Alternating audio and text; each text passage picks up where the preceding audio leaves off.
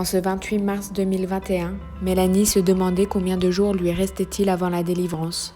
Non pas qu'elle attende avec impatience la fin du confinement, mais plutôt l'arrivée d'un heureux événement. Elle avait d'abord cru à un problème de machine à laver qui persistait à rétrécir de plus en plus tous ses t-shirts. Puis, elle avait pensé à une crise d'aérophagie, mais compte tenu de la persistance de celle-ci dans le temps et du fait indéniable que non, les gaz ne pouvaient pas répondre par des coups à la question « y a quelqu'un ?», Mélanie réalisait qu'enfin, un petit être l'habitait.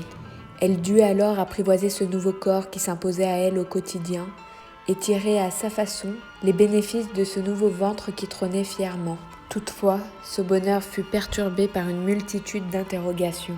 Si le terme était prévu initialement le 17 juillet, mais qu'elle accouchait finalement le 14, devrait-elle alors l'appeler Fête Nat ?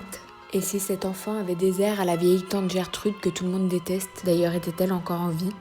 Pourquoi les tailles étaient-elles indiquées un coup en centimètres et un coup en mois, sachant que du 0 mois pouvait être du 44 mais aussi du 50 cm, et que parfois il y avait juste écrit 0,1 mois. Du coup, cela correspondait-il plus à du 0 ou plus à du 1 mois ? Quand on lui demandait de préparer sa valise de maternité, devait-elle prévoir pour un jour, 2 jours, une semaine, ou même se préparer à un éventuel 15e confinement et prévoir des tenues 4 saisons ?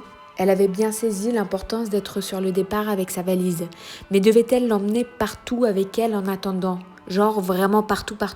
Pourquoi n'existait-il pas une tenue tout en un peu comme un shampoing 2 en 1, plutôt qu'une gigoteuse, une grenouillère, un nid d'ange, une chancelière, un pyjama ?